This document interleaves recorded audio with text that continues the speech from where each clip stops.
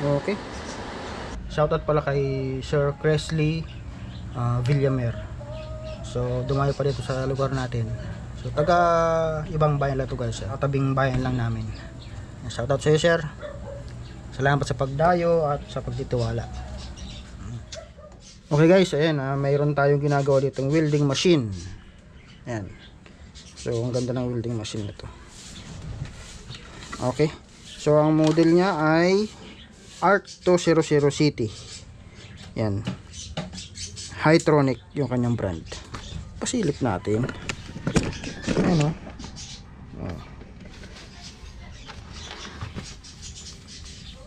Hytronic ARC200 City.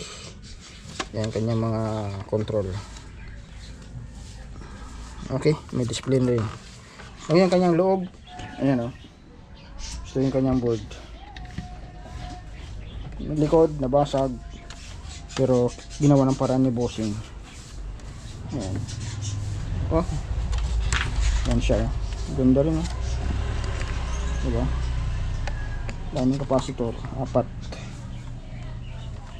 Okay, ang issue nito, umuusok daw kapag naka-on, pero di ko alam kung nagagamit pa. At di ko na rin tinanong kung gumagana pa habang umuusok.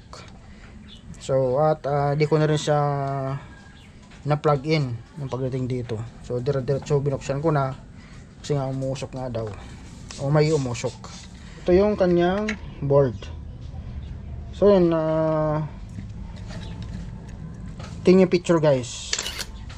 Dito yung issue niya. Ito yung sira, sabi ni bossing, pinapapalitan sa akin. Pag testing ko, okay pa naman yung resistor. Nandun kasi yung usok sa may resistor na yan. O naagiwan lang ang resistor na yan. So ang issue talaga yung dito. Ayan o, yung dito. Ayan, tingnan sa picture guys. Yan siya. Nagkaroon ng spark siguro dito, tapos hanggang sa nagsunog-sunog, hanggang sa natusta na at umusok na. Ayan, kasama na yung board. Ayan. So ayun, nagkaruwas pa. Ginawa ko, tinanggal ko na, pinilout ko na agad dito sa unit.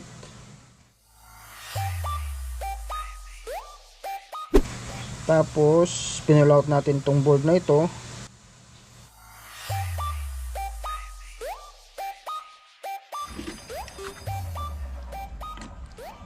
Yung sunog oh.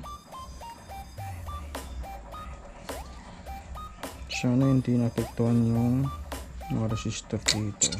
Resistor at chainer diode or switching diode. At ni-grinder ko yung sunog na yan. Yung sunog sa board, kasama rin dito, yung pin dito. At dinamay ko na rin yung kabila.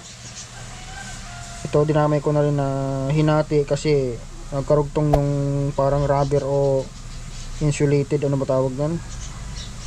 So pinutol na rin natin para kung sakali man baka matulad sa dito sa kabila, so hindi na sa mag-spark dyan. Chinik ko na rin yung mga ibang parts dito, so wala naman tayong ibang i-detect na sira bukod dun sa yung ano na yan, sunog na yan. Tapos nating grinder, nilisan na rin natin. At ito guys, inat-ngat nga rin ng ano to, ng daga.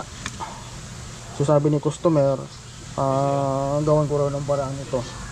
Yan, binalutan na lang natin ng ano, rubber hose or yung may nakita natin sa mga electric pan na ganito oh. Yan. So sinuot ko na lang dyan sa wire dyan kasi nga yung kulay pula-pula na yan wala na, pero okay pa naman yung wire kasi stranded naman yung wire, hindi naman kaya natin ng daga. So tapos ko na linisan at yun, babalik na rin natin guys. At ito pala, ito pinapalitan na rin natin to. Ito to, para makita itong mylar na yan kasi guys oh, pinakalawang na kasi sa yung paa. So mukhang isang araw na lang putol na, kaya yun nga, gunting galaw lang putol na, kaya pinalitan na rin natin. Okay, so ipabalik ko na lang to, sana tatakbo na ito ng normal or gagana na siya.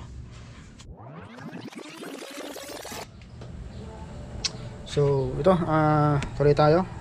Tuloy na natin itong ginagawa natin kahapon. Hindi ko kasi na asikaso na kahapon. Kasi okay yun, ngayon ko lang guys kinabit. Ngayon ko na lang kinabit yung ginawa natin kahapong board.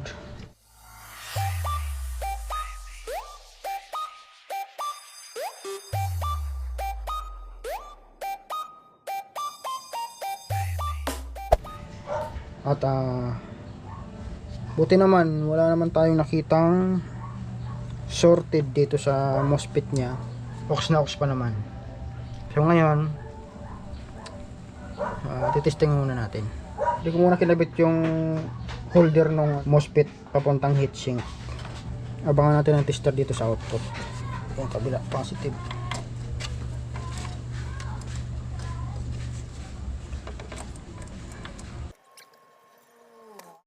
Okay, tapos plug in. Naka-on na ba? Hindi pa. Okay, plug in. Yan lang.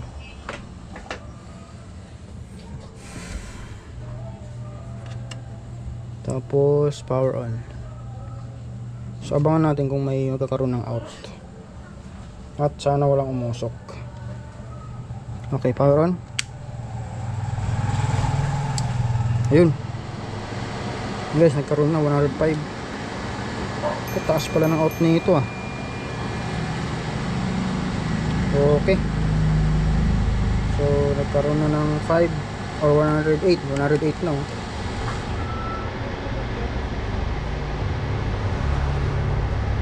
Okay. Silipin nga natin yung display. Yan. Yung display niya nagbi-blink sa camera pero naka-steady lang yan siya guys. Yan ah.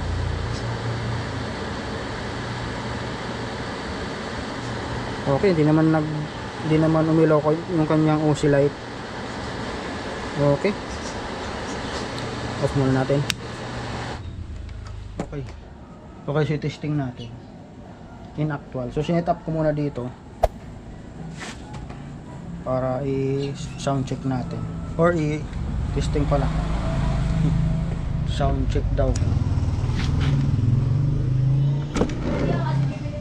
Okay, testing natin dito.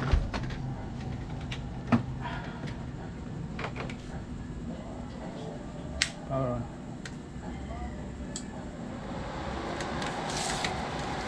Yun, nag-on na siya.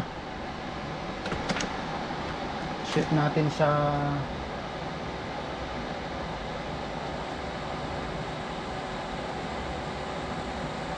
140 lang, 141. Tingnan natin kung okay na to. Uy! Grabe lakas.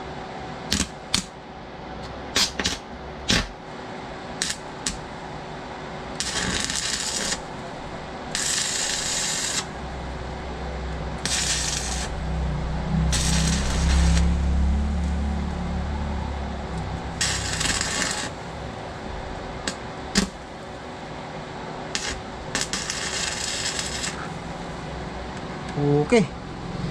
Ang lakas. Ikaw ba naman 108 volts. Hintayin natin.